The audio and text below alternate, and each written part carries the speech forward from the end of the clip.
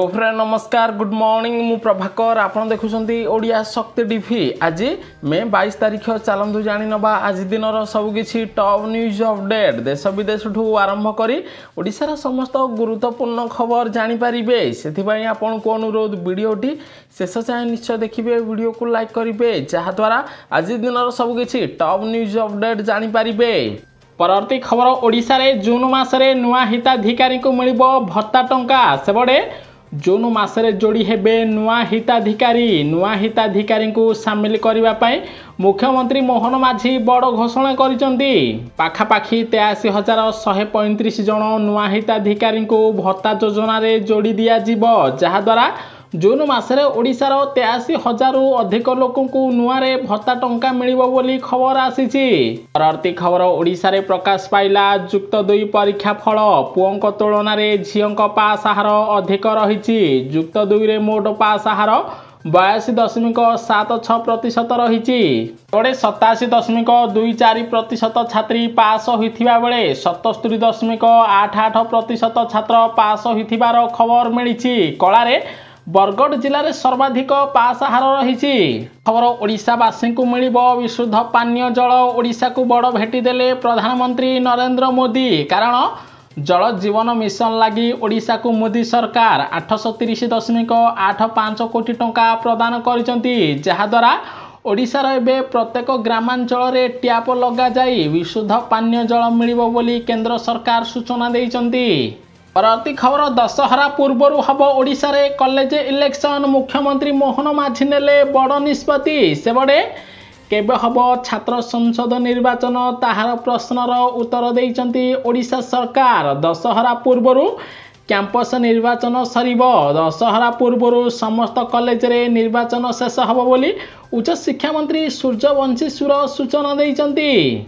परवर्ती खबर पुणी भोट देवे ओडिशावासी ओडिशा रे हब पंचायत उपनिर्वाचन जून 23 तारिख रे पंचायत उपनिर्वाचन हब 43 सरपंच 272 वार्ड सभ्य पई उपनिर्वाचन हब सेबडे जून 23 तारिख रे सकाळ 7टारू दिन 1टा जाए मतदान हब 24 तारिख रे ब्लॉक ऑफिस रे भोट गणति हब बोली ओडिशा निर्वाचन आयोग पक्षरु सूचना दिया जाइछि। परवर्ती खबर 15 तारिख रो पाठ पढ़ा आरंभ हब जुलाई 15 तारिख रो आरंभ हब जुक्त 3 पाठ पढ़ा एने सूचना देइचंती उच्च शिक्षा मंत्री सूर्यवंशी सूरज पर्यंत जुक्त 3 रे नाम लेखा पाई 90,000 रु अधिक पिला आवेदन करिसंती। खूब शीघ्र नाम लेखा प्रक्रिया शेष हब जुलाई 15 रो पाठ पढ़ा हब बोली खबर मिलिछि। परवर्ती खबर मुख्यमंत्री मोहन माझी ओडिशार महिला को देले बड़ भेटी महिला कर्मचारी को मिलिबो 180 दिनर छुट्टी सेबडे दूर है महिला सरकारी कर्मचारी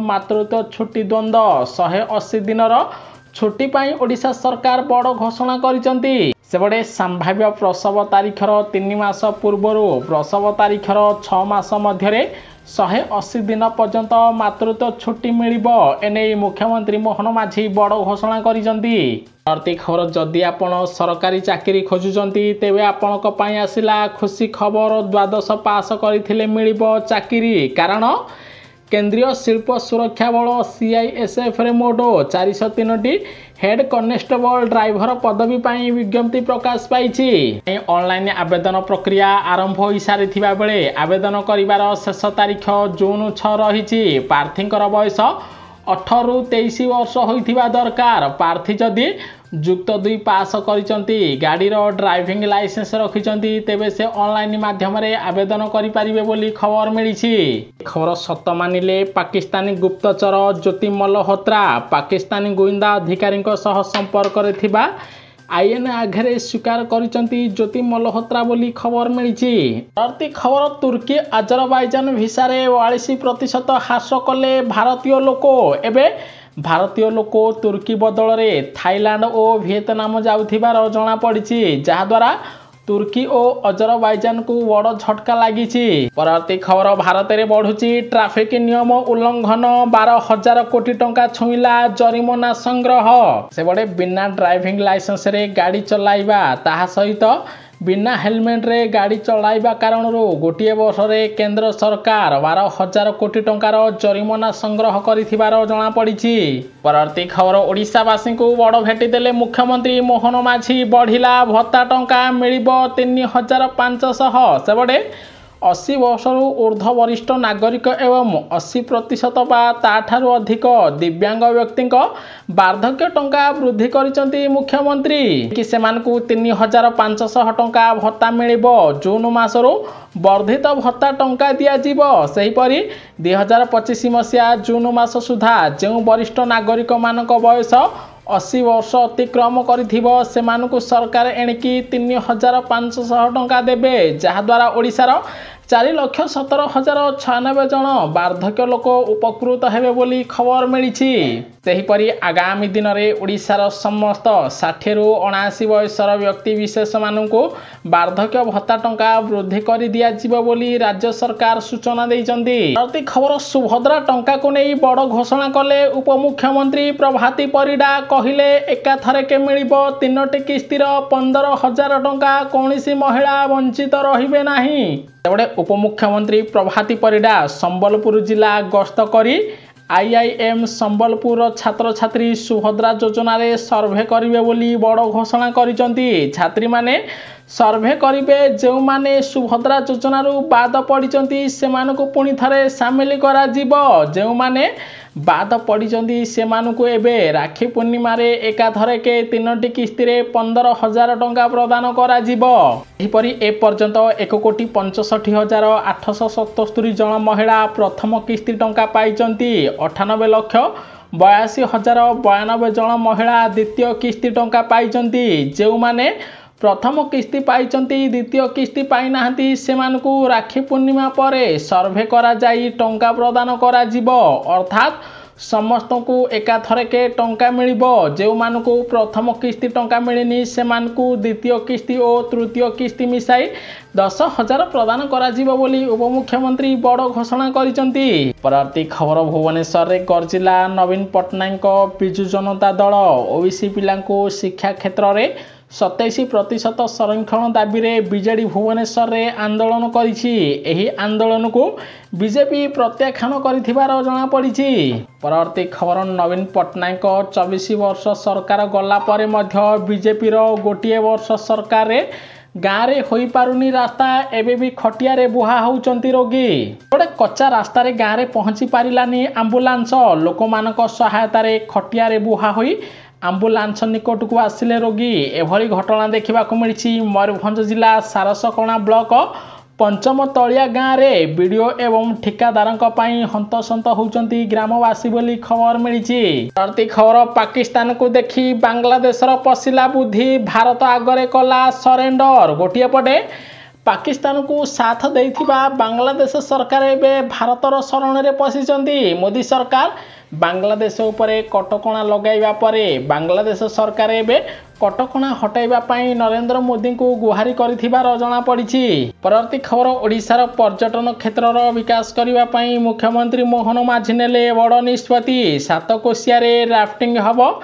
हीराकुदुरे हॉट एयर बेलून लागिबो, जहाद्वारा पर्यटक माने अधिक आसिबे बोली मुख्यमंत्री मोहन माझी बड़ सूचना दैचंती। परवर्ती खबर रबी ऋतु पाई प्रथम धान संग्रह कले ओडिशा सरकार। 250 क्विंटाल धान संग्रह करागला। सेबडे नुआपड़ा जिले में रबी ऋतु पाई धान संग्रह प्रक्रिया प्रथम थर आरंभ कर दिया जाइछि। जिलापाल एही मंडीर उद्घाटन करिसंती। प्रथम दिन में 3 चाषी ठारू 250 क्विंटाल धान संग्रह करा जाइथिबार जणा पड़िछि। परवर्ती खबर ओडिशा रे पहुंचिले इसरोर अध्यक्ष सैंपल कलेक्शन हब एवं चंद्रयान 4 रे ओडिशारू सैंपल कलेक्शन होई विभिन्न प्रोडक्ट लागिबो बोली इसरो पक्षरु सूचना दिया जाइछि। खबर शिक्षा क्षेत्र में ओडिशा सरकार को लागिला बड़ झटका। देशर प्रथम पूर्ण स्वाक्षर राज्य हैला मिजोराम। हासिल कला 97% साक्षरता हार। अर्थात ओडिशा ठारू छोट राज्य मिजोराम रे 97% पुरुष महिला साक्षरता हार अधिक पाठ पढ़ुचंती। अर्थात ओडिशा ठारू छोट राज्य मिजोराम रे ପାଖାପାଖି 97% ଲୋକ ଶିକ୍ଷିତ ବୋଲି ଜଣାପଡ଼ିଛି। ପରବର୍ତ୍ତୀ ଖବର ଅପରେସନ ସିନ୍ଦୁରରେ ଇସ୍ରୋର ବଡ଼ ଭୂମିକା। ପାକିସ୍ତାନର ବିଭିନ୍ନ ଠିକଣାକୁ ଠାବ କରାଇବାରେ ହୋଇଥିଲା ସହାୟକ। ସେପଟେ ଇସ୍ରୋ ଆକାଶ ମାର୍ଗରୁ ପାକିସ୍ତାନ ଉପରେ ଭଲ ଟାର୍ଗେଟ କରିଥିବାର ଜଣାପଡ଼ିଛି। ପରବର୍ତ୍ତୀ ଖବର ଭାରତ ଭ୍ରମଣ ବେଳେ କେଉଁ କ୍ୟାମେରା ବ୍ୟବହାର ହେବ? କେତେ ମିନିଟର ଭିଡ଼ିଓ ହେବ?